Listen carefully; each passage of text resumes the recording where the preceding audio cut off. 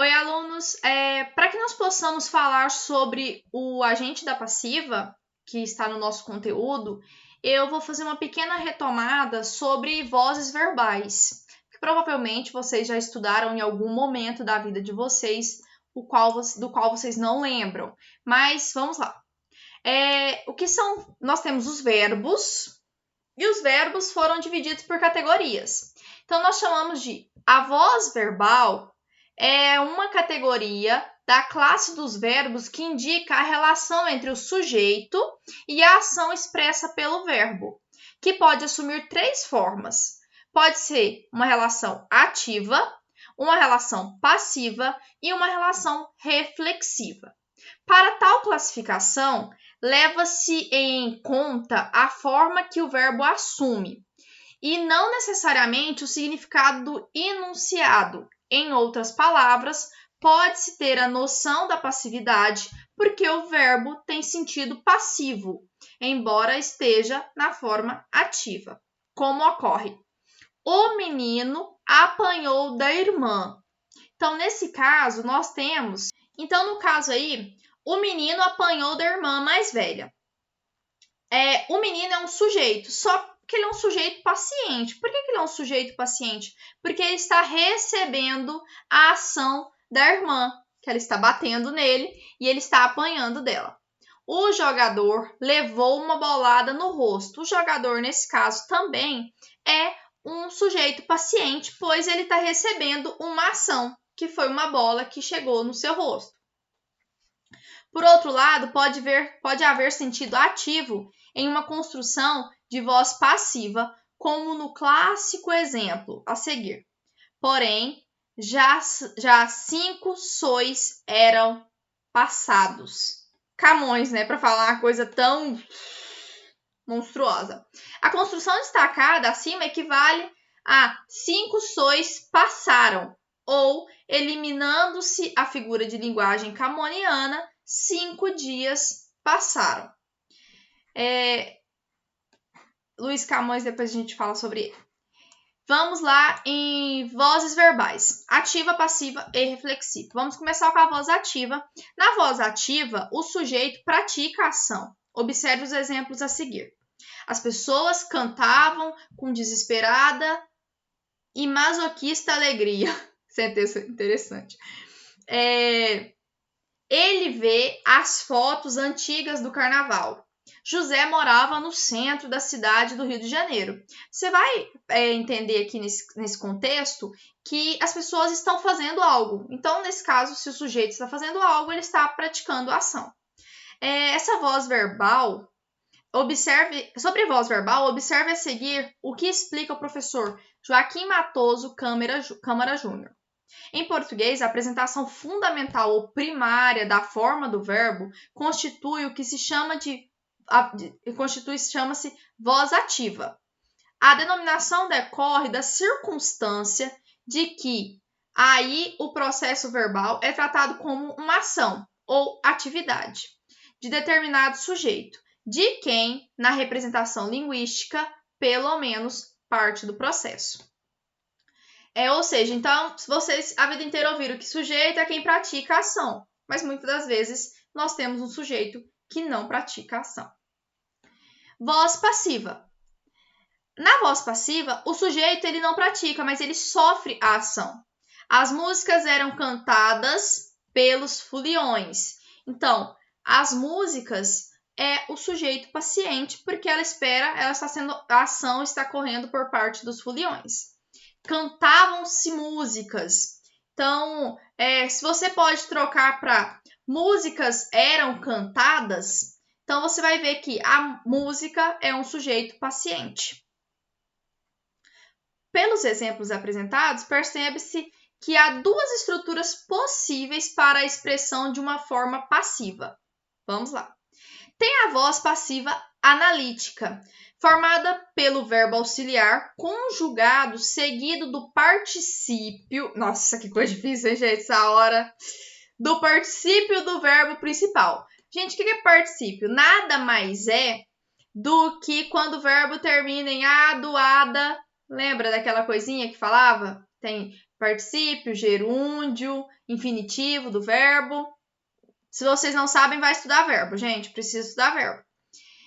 Do verbo principal. Então, você vai ter aí um verbo auxiliar e um verbo no particípio. O verbo auxiliar concorda em número e pessoa com o sujeito. Lembrando que sempre, o verbo sempre concorda com o sujeito em todas as situações. Isso nós já superamos. E o particípio concorda em gênero e número com o sujeito. Então, enquanto o verbo por isso que tem a necessidade de dois, né? Um concorda em número e pessoa e o outro concorda em gênero e número com o sujeito. Com este, sofre a ação.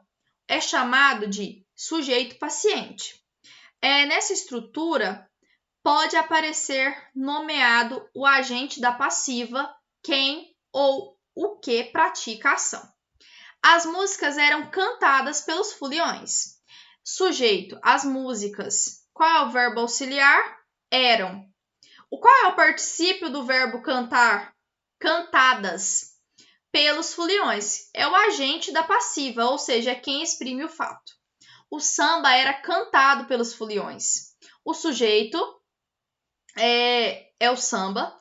Era verbo auxiliar, cantado, particípio do verbo, e pelos foliões, agente da passiva. Então, vocês vão ver que o era concordou em número e pessoa, e cantado concordou em gênero e número. Voz passiva sintética ou pronominal. Formada por verbo geralmente transitivo na terceira pessoa, concordando em número com o sujeito, seguido do pronome apassivador se. Esse se aí traz pra gente muitas coisas, né? Porque o se também é índice indeterminador de sujeito, ele determina sujeito. E nesse caso aqui, ele vai ser o pronome apassivador, ou seja, para fazer com que a voz seja passiva. Observe o exemplo a seguir. Cantavam-se músicas. Então, cantava-se é um verbo que está na terceira pessoa do plural. Cantava-se o quê? Então, nós temos um verbo transitivo. Lembra que é uma das regras lá faladas. Música. O se é o pronome apassivador. Aluga-se apartamentos. Qual é o aluga-se? É o verbo na terceira pessoa do singular com o pronome apassivador e o sujeito no singular. Presta atenção que uma das regras que eu aprendi, isso quando eu estudava ainda na escola regular, é o seguinte: se eu posso falar músicas eram cantadas, se eu posso trocar a voz passiva sintética para a voz passiva analítica, então eu tenho certeza que é voz passiva sintética e não oração sem sujeito ou sujeito indeterminado. Em construções equivalem sintaticamente músicas eram cantadas e apartamento é alugado, que foi o que eu acabei de falar para vocês. Passagem da voz ativa para a voz passiva e vice-versa. É possível transformar uma oração com o verbo na voz ativa e uma oração com o verbo na voz passiva, e vice-versa. Para tanto, é preciso retomar dois conceitos fundamentais: quem ou o que pratica a ação verbal e quem ou o que sofre a ação verbal, ou seja, o conceito de agente e de paciente, respectivamente. Lembre-se de que o conceito de agente não deve ser confundido com o de sujeito. Agente é o que pratica a ação verbal, podendo coincidir ou não com o sujeito da oração, uma vez que há construções em que o sujeito é paciente. Para passar uma oração da voz ativa para a voz passiva e vice-versa, é importante considerar: o sujeito da voz ativa transforma-se no agente da passiva e vice-versa. O objeto direto da voz ativa transforma-se no sujeito da voz passiva ou vice-versa. O verbo da voz ativa passa a integrar a locução verbal, formada por um verbo auxiliar conjugado, seguido do particípio do verbo que formava a voz ativa, na voz passiva. Já na passagem dessa para a voz ativa, o verbo auxiliar desaparece e o verbo que estava no particípio passa a ser conjugado, estabelecendo concordância com o sujeito. Agora observe os esquemas a seguir. Voz ativa: sujeito, verbo e objeto direto.